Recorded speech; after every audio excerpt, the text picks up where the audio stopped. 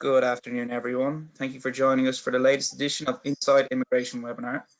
Today we'll be joined by partner and chair of the CBA Immigration section, Ravi Jain, and also associate Peter Salerno. If you have any questions, you can reach out to us at info@gans.com or by contacting the email addresses provided on screen. The panelists will also save some time at the end of the webinar to answer your questions, so please feel free to type out your questions in the text box provided on screen. And with that, I'll hand things over to our panelists. So hi, everybody. Welcome again. Thank you for joining us today. I hope everyone is doing well, staying healthy. So today we're going to be covering some general immigration updates, followed by COVID-19 travel restrictions, employer compliance issues, and as Stephen mentioned, a question and answer period at the end of the webinar today. So it's important to note that our discussion this afternoon is based on the information available to us now, and the information that we're giving may change. As I'm sure everyone can appreciate, the situation is unprecedented and remains fluid. So as a result, anyone traveling should check with authorities or their lawyer to ensure they have the most up-to-date information about travel restrictions and quarantine requirements. Ravi, perhaps you could get us started and speak about the conversation you had with the Minister of Immigration and what came out of that call. Sure. So here's a rough agenda, by the way, in terms of what we're going to talk about today. Add to this at the end some compliance stuff that Peter will get into. But yeah, we had the Minister's office was very kind and generous to reach out to me and to do a question and answer, and so we had that a few weeks ago, and basically the first question I asked him was about the levels plan, you know, in terms of the numbers of immigrants coming in every year and whether or not he anticipated a change. At that time, he said that you know, they didn't really anticipate a change or committed to it. In Parliament, he kind of clarified. He did say he'd have more to say about it, and you know, in Parliament he clarified that due to operational constraints, I mean, they may not get quite to the numbers that they were looking for. But, you know, my point to him was that our aging population and low birth rate, our demographic reality, isn't changed by COVID-19. So COVID-19 hasn't changed that. COVID-19 hasn't changed the fact that we rely on immigration for economic growth, for virtually almost all labor force growth, you know, obviously population growth. So I also pointed out to him that during the 2008-2009 recession, our last recession, the Conservative government, which was in power, maintained immigration levels. In fact, they increased them in the middle of the recession and immediately after. So this was my way of hinting to the minister that, you know, maybe we should be doing the same. And in fact, he did recognize that, you know, immigration could be a real solution, part of the story of economic recovery for the nation. So, you know, I think that was that's basically a summary of the levels. Parents and grandparents were always asked about this, so that is delayed, as you can see. We are not going to be, you know, having a parental sponsorship and grandparent sponsorship program right now.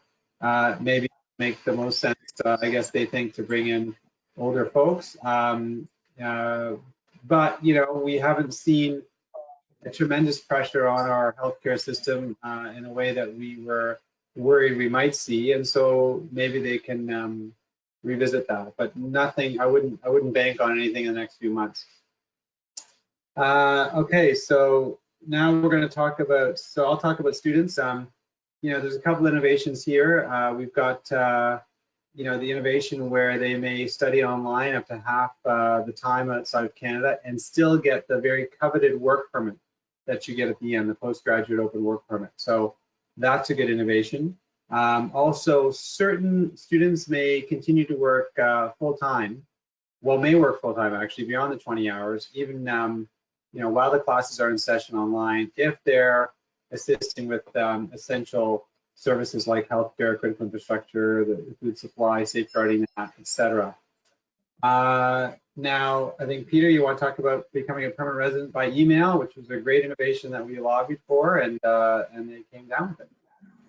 Sure. Well, I think, Ravi, I think you had a hand in implementing this new procedure whereby permanent residents in Canada can now land electronically, which is a hugely significant for these people in Canada, as they can then apply for their SIN, but with having the COPR number, the permanent resident number, they can use that to apply for a SIN. Permanent resident cards, I will note, are still taking about 4 months to issue the first new card. But still, this is still a very significant thing, hugely beneficial for permanent resident applicants in Canada. Is there anything else you wanted to add there, Ravi? No, just that, I mean, they are going to be losing the ability to catch some people who may have been married all of a sudden or may have recent criminal charges. The purpose of the landing interview, which was the process by which people become permanent residents, you know, usually they show up at an interview at an inland office, within Canada. And it was really to sort of make sure that nothing really had changed and they're signing their names to this. And it was catching people, but in very small numbers. And so the upside, you know, really didn't justify the downside, especially in light of COVID-19. So the thought was that they would just mail permanent resident cards. I was advocating that they use the photo from biometrics and use that all the way throughout, because right now in the system, if any of you have gone through the system, you know that they ask for photos multiple times. So we were looking for innovations like that in terms of just mailing the PR card straight away, and then that means you're a permanent resident. Now, I mean, this hybrid that they've come up with is, they tried telephone landings as an experiment, but the email thing is good, except for when you need to travel, because some people are going to get landed and they're waiting for a while for their permanent resident cards, or some of them are improperly, you know, they're supposed to just be landing those who are inside Canada. A couple of cases so far, people being outside of Canada and getting this email, and then, you know, once you're landed as a permanent resident. I mean, being landed, of course, means becoming a permanent resident, landed immigrant, all the same thing. And so there's a couple of hiccups, but overall, I think we're all pretty happy with it. I think that this allows people to, you know, to obviously find whatever employment they want right away. And on that segue, I'll leave it over to Peter for the next one. Sure. So the one other update we wanted to speak about today, which is the temporary public policy for workers inside Canada who need to change employers or occupations. So this is hugely beneficial because the processing times for inside Canada applications through Edmonton were about 89 days to process. And this program, or this policy, will allow applications to process much quicker. Eligibility is contingent on workers being inside Canada with implied status or worker status and applying for a new work permit. And note that biometrics may be waived if the service centers are temporarily closed where the applicant lives. So we can talk about, I mean, maybe Peter, you want to just go over basically the structure, the U.S. Order in Council. Start with that. Sure. So there are 2 orders issued under the Quarantine Act that provide the main framework for the travel restrictions related to foreign nationals. So as Ravi mentioned, there is one order that deals specifically with foreign nationals arriving from the U.S. The Order in Council was most recently issued May 21 and prohibits foreign nationals from entering Canada from the U.S. If the purpose is optional or discretionary, such as for tourism, recreation, or entertainment. Those seeking entry must also be, of course, asymptomatic of any COVID-19 symptoms and comply with the 14-day self-isolation rules. Ravi, I can go into the second order as well, or would you prefer we just cover the U.S. border issues now? Well, first? I mean, the U.S., I mean, the second one, I mean, I would just say, you know, the structure it's still the same ultimate test, but the structure is a bit different, right? I mean, first they say that foreign national can't come, then they say that there are exceptions, and then they say, you know, that it's all subject to optional or discretionary though at the end of the day.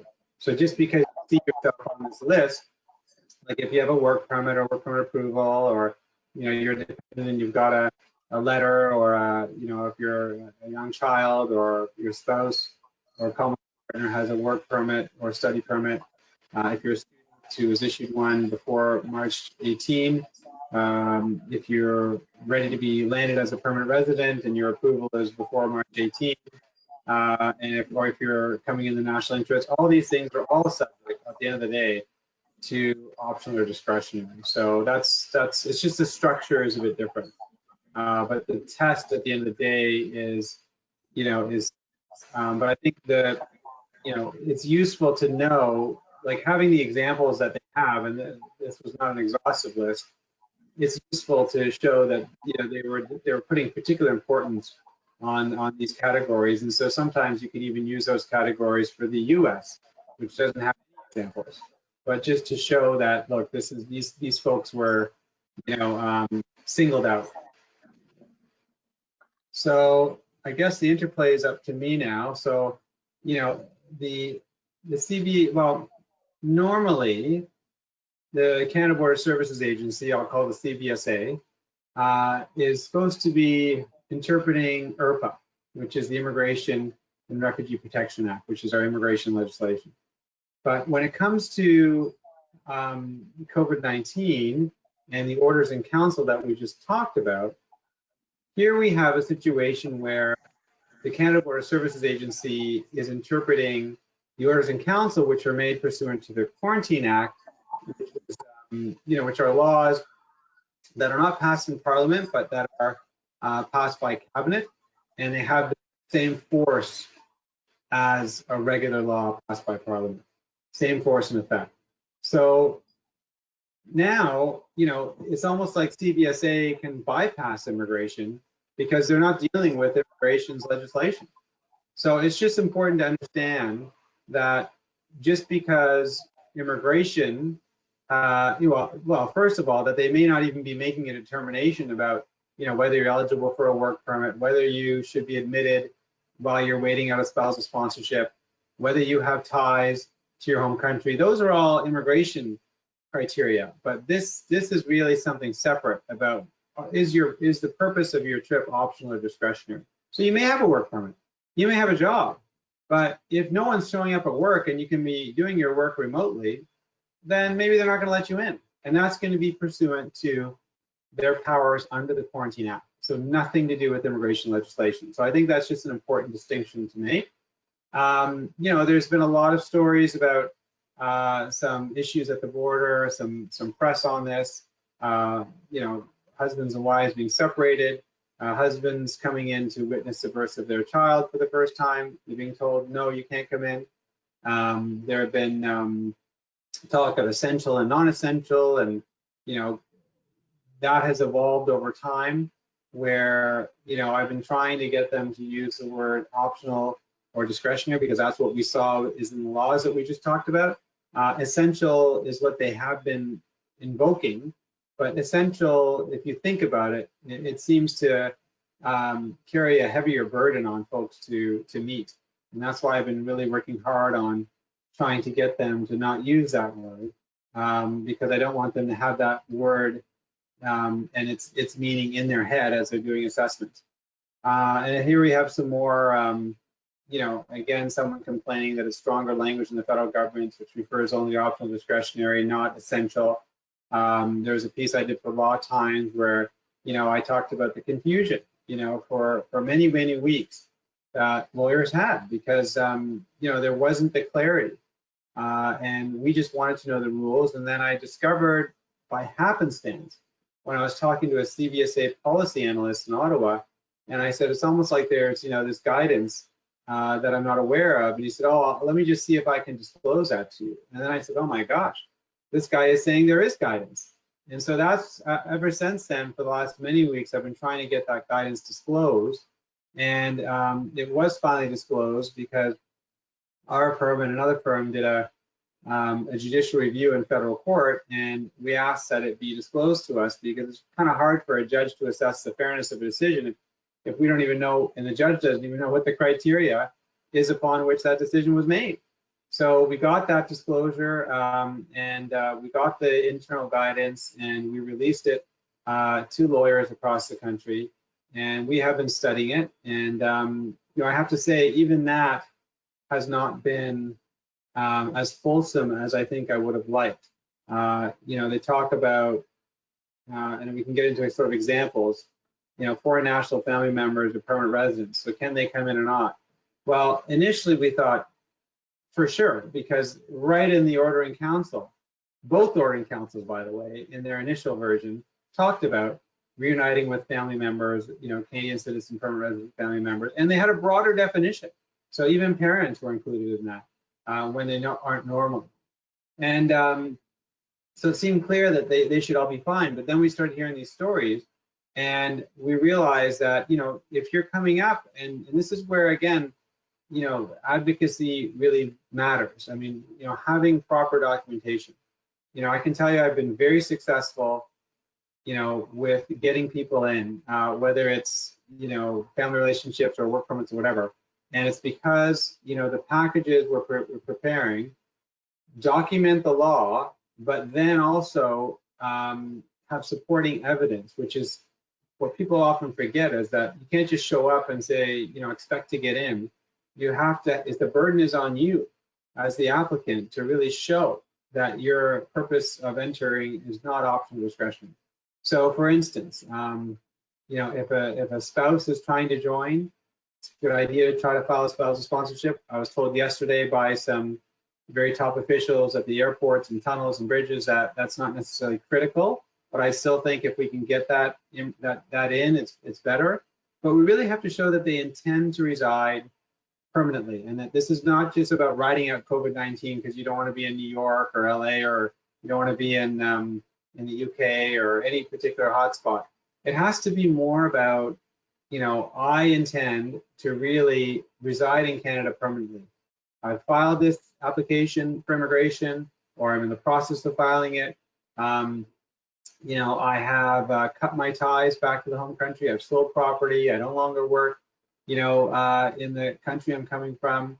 I've got a place I'm going to live. So, you know, I've got maybe a job lined up in Canada. It's really up to you to establish that. In terms of coming for a birth of a child, well, you know, there's a quarantine requirement that CBSA is aware of that hospitals are imposing. So if you're saying, I got to go tomorrow because my wife's in the hospital giving birth, well, you got to quarantine for 14 days. So again, speak to us.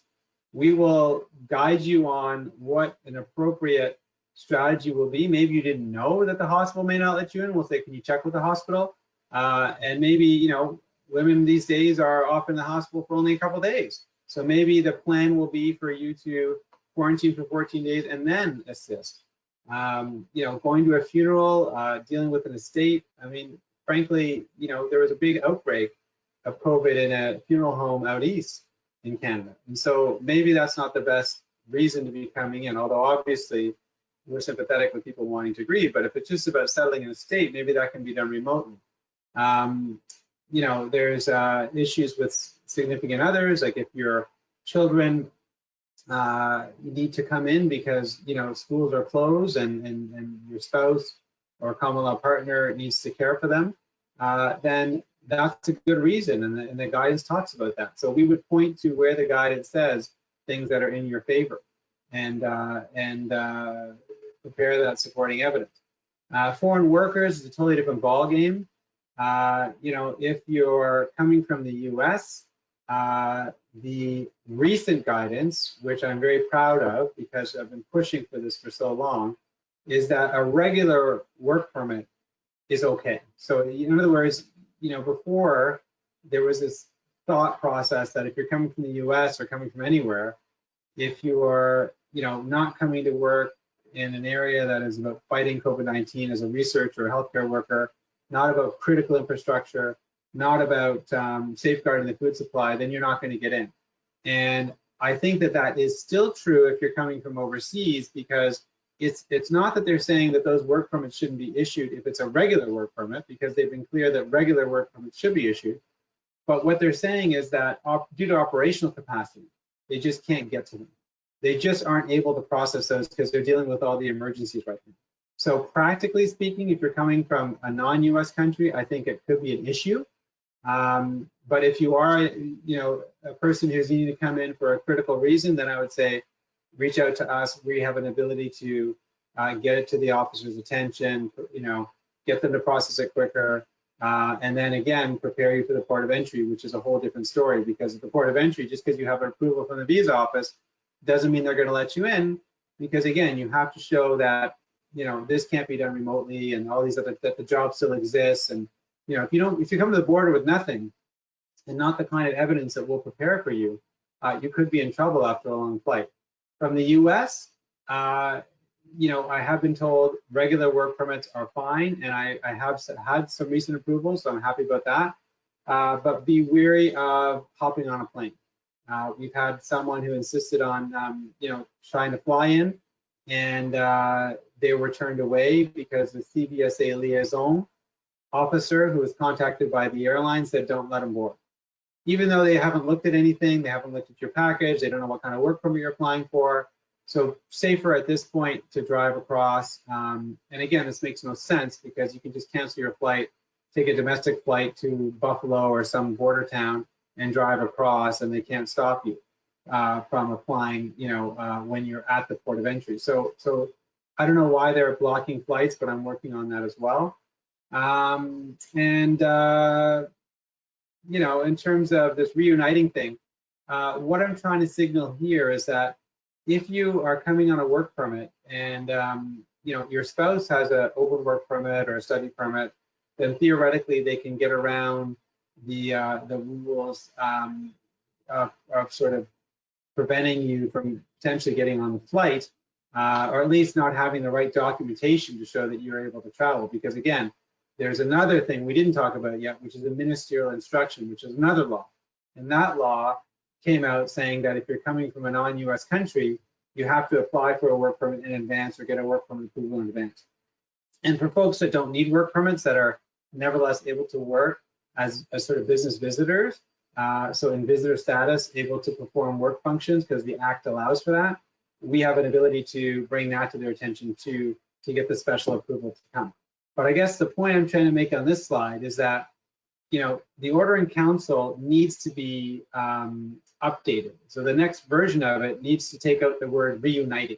Because right now, if you have small kids, for instance, they can only get, theoretically, visitor visas to join you as the foreign worker if you first come as a principal applicant, and then they come later. And I pushed the Immigration Department on this, I can't tell you how many times. And I said, this doesn't make any sense. The visa offices are all issuing all the families' approvals all together. Why would they be doing that? CBSA is letting them in at the border. So why are you, maybe we need to just sort of ignore this word reuniting because that's not what's happening in reality. And the Immigration Department continues to say, look, it's just operationally easier for us to deal with the whole case at once, but they do still expect the main applicant to come first. So I've been ignoring it, and CBSA has been ignoring it, and we've had great success there. So reach out to us for that. And this is that ministerial instruction I was talking about that says you got to have that work permit or approval or work exempt approval, work permit exempt approval in advance. So I have some tips of what I think IRCC, the Immigration Department, should be doing. I think they should avoid misleading guidance. So if you're an international experience candidate, like a young person, who's coming in to get some life experience by working in Canada, typically they work at ski resorts or they, work at bars or, and some of them work in professional capacities as well. But these folks, the Immigration Department has basically said, as long as you have a job lined up, which is sort of new, it's not normally required, but if you have an actual job offer and you're one of these folks, come on in. And I just be careful there because what they're saying is you're able to travel. And people will misread that as saying that they are able to come to Canada and work. And don't forget, you got to pass the border guards and they may have an issue with you. Although, again, last couple of days, the guidance seems to be that we'll let you in if you have a job offer. I would say that, immigration should avoid commenting with, with their guidance on matters that are strictly going to be decided by CBSA, and they should coordinate so that if immigration's making a decision, not on the Immigration Act per se, but on the orders in council, like for instance, that child who's able to come with mom or dad who's the main applicant, then really, CBSA shouldn't be revisiting that and vice versa. So I think that they need to be better coordinated, and they need to explain when they're going to allow for visa offices to process the regular work permit holders, because we know that they're critical. Companies tell us that they're essential, but they need these people desperately because their regular Canadian workforce relies on them, and they're Canadians that they may have to lay off if they can't get the critical foreign worker with the specialized knowledge or whatever. And I know they have operational capacity. They're moving things around because the files are all electronic within an international and domestic network. I know biometrics can just be done at the border when they fly in. They don't have to worry about whether biometrics are available, abroad. So I think they need to start talking about when they're going to start really letting in regular foreign workers en masse and not using the excuse of operational capacity issues. CBSA should provide more detailed guidance as well. The criteria that they have is very vague. It leaves it wide open to interpretation. You can have wildly different responses and answers. We already know that some ports of entry are not good to go to, and it's almost professional negligence to send your client there. So that's not all ports of entry, not all bridges and tunnels and airports are created equal. So again, this is where our expertise and our experience comes in. Contact us, and part of our guidance, part of our service is to advise you on which ports of entry and to avoid and which ones are good to go. And we can often call in advance, and they're more receptive than ever because their business is so decreased. I mean, they have so many fewer travelers than they've ever had, and so they have the ability to spend the time with us, and we can go through in advance for you, and that can make all the difference. I think CBSA needs to respect, again, like I said, the decisions made by visa offices when they're not immigration decisions but order in council decisions, because you shouldn't be having two government departments making decisions on the same order in council. And again, avoid misleading social media messaging. I think the departments are under tremendous pressure to make the complicated rules accessible, and they're trying to communicate things in a straightforward way. And unfortunately, the guidance can be outright misleading at times, like when they say that everyone's got to apply for a work permit in advance. We know that's not true for Americans. In terms of quarantine, I mean, I go through very briefly. You got to bring a mask when you're coming in. You have to have a quarantine plan, unless you're really needed to start work right away as a researcher or critical infrastructure, or to fix something urgently. In terms of maintenance, there may be a way to exempt you, and we can try to get that done in advance, which is much better. At the border, they have the capacity to contact the chief public health officer as well, but that's leaving it to the last minute. And you got to talk about, how you're going to get to your quarantine location, how you're going to get groceries, soaps, disinfectants, etc., how you're going to separate from vulnerable people. So I'm going to now, take it over to Peter. There's some scenarios there for a different presentation that I skipped over. But Peter, do you want to have make some comments on compliance?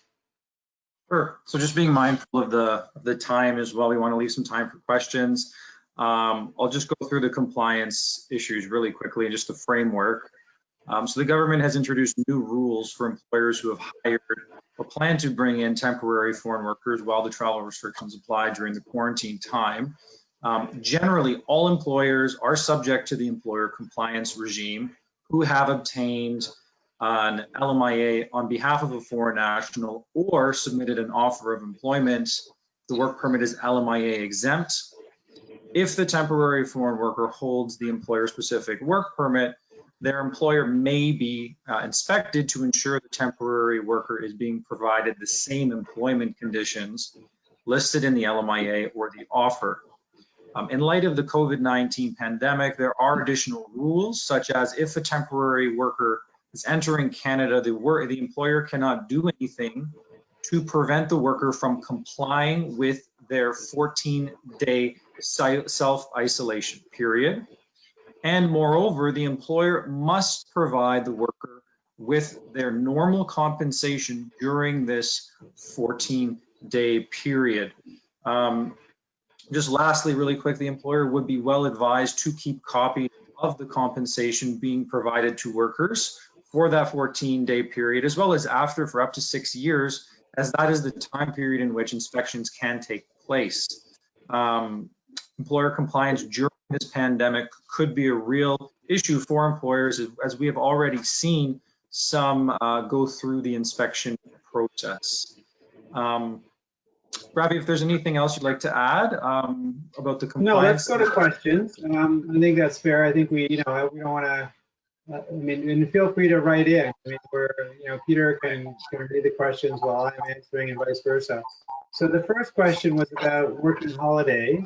It's up in October. Can I still apply for PR, even though they don't have things like the WES, which is the educational credentials, etc.? And the answer is yes. You should get your profile up, and we can help you with that. Again, I can't tell you how many lawyers, doctors, professors, very bright people who've hired me over the years, and my staff is always complaining about how they just are not building the profile properly. And I always remind people that you have to be careful what's in your profile. You're taking a spot from someone else, and if there's misrepresentation, misrep is a very serious thing. It's a 5-year bar. So we've got to make sure it's accurate and make sure that we're really being diligent in it. So we can help you with that. And if they're going to give you extra time, and immigration's been quite clear. They're not going to refuse any application because you can't get something due to COVID-19. So that includes educational credential assessments and police clearances, etc. In terms of the visitor visa, I mean, I would say that I wouldn't hold my breath. This is not the time, as what CBSA is saying. Really, we're I think gonna have to have good contact tracing and much firmer handle on COVID-19. Some effective treatments, maybe. Maybe even the vaccine, until we're going to start to see the tourism industry and people coming in strictly for visits coming up. I'll deal with one more, and then I'll let Peter talk. But the last one I'll talk to right now is this issue about the federal skilled worker. I know that people are concerned about that. So when it comes to express entry, they can do draws, which means selecting within the larger pool of all the people who have applied for and then submitted a profile for express entry. They can pick amongst just the provincial nominee folks. They can pick just amongst the Canada Experience Class folks, so the people who have work experience in Canada, and they can just pick just amongst federal skilled trades and just amongst the folks who have no connection to Canada and are just have a high number of points, and they're abroad and they speak English well and French, maybe potentially they have strong education and work experience. So the question was about, what about that last group? What about that group?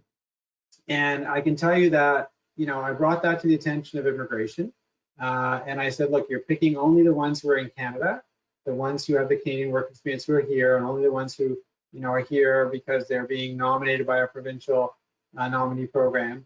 And I said, that's great, and I can understand why you're doing that, because you're worried about borders and people traveling and all that stuff, and you want maybe them to become permanent residents so that if they've lost their job or whatever, they can immediately start to look for work and they aren't sitting on their hands taking government benefits. They're actually working. So I get it, but by doing that, you're going to draw the threshold points that they need to qualify lower and lower and lower. And then what you're going to do for the other group, which is the federal skilled worker group, those who are strictly abroad, is that the points for them are going to be very, very growing higher and higher. And it's going to become more and more difficult for those folks to come in. And some of them are phenomenal candidates, high education, high level of English ability and work experience, etc. So they're aware of it, but so far we haven't seen a change. So, but I do expect them to pay attention to that issue, and I think that we may start to see a change as things evolve. So Peter, over to you for the next question.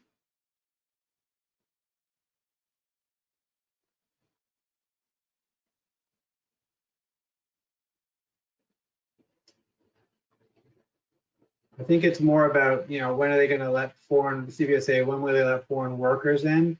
I mean, again, this maybe this was asked, you know, well, it was asked at 1229, but I mean, I can tell you in my presentation, we did talk about how regular workers will be, should be allowed in if you're coming from the States. If you're coming from abroad, there's a bit of an issue because they're just operationally, they're saying that they don't have the operational capacity to process regular folks, so they're just emergencies. I think there's another question about international students for this fall. I mean, again, they're right now they're saying that you have to be issued a study permit or approval before March 18th. This is a massive multi-billion-dollar industry, and they are well aware that you know, the schools want them here. Right now, most schools are saying that they're going to start the fall online. And so instead, what immigration has done is they've given more flexibility where you can even start your online course from outside of Canada. And you still, up to 50% of that can be outside of Canada, and you still will be eligible for your postgraduate open work permit, which again allows you to get work experience in Canada, which potentially allows you to apply and qualify into the Canada Experience Class. Peter, any thoughts on average for an ICT in India? I think that the application, assuming the biometrics have been done already, you would still need to show that the worker is coming in for an essential purpose, non-discretionary purpose, coming in over the border especially. But unless you can prove that, the application will not finalize unless IRCC considers it a critical temporary resident application. And this is what I was saying earlier, because they're short-staffed, they're saying they can't do it. I mean, I'm pushing back on that, as I said, because I think that they can move files electronically within the international and domestic network. But the reality is, I mean, they are. I mean, look, I don't want to be unsympathetic either. I mean, they're dealing with a lot right now. I mean, these are officers who are positioned at what's considered a hardship post. They first dealt with a wave of, you know, pretty bad pollution, and now they're dealing with, you know, this COVID-19 issue, and you know, some of them are worried for their own health, and they aren't, you know, they're working remotely. There's also issues with government computers, like on laptops. Like, it's hard to work from home and access secure databases that they need to interact with. So that's a challenge with the department right now. You need to have your, okay, study permit approval in time. Okay, so I think this next one's about what will happen if my study permit application was submitted online but can't do biometrics if my intake is in the fall. So maybe the person's here in Canada, and I think we're starting to see some biometrics opening up in Canada. So I would say stay tuned for that. Okay, so any other questions you want to deal with, Peter, or is that it? I think that's it. Sorry, there's one here. ESDC is processing LMIAs. So labor market impact assessments are being processed by our Department of Labor, which we call Service Canada, or ESDC.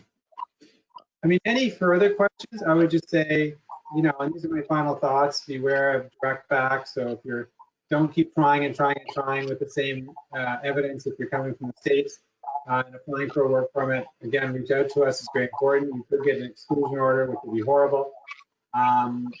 Again, it's more and more important for us as counsel to show what we can do for people and interpret and persuade and, you know, provide supporting documentation.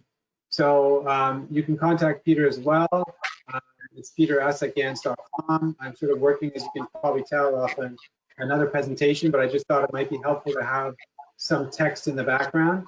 But you're more than welcome to reach out to me you know, and we'll set up a consultation directly. If you use the email address, you'll get me directly. And that's the best way to reach me, and same thing with Peter. Okay, so thank you very much for participating, and feel free to send us your questions if you didn't get a chance to get them answered. But I do think we went through the whole list, but if you have additional questions, thank you. Thank you.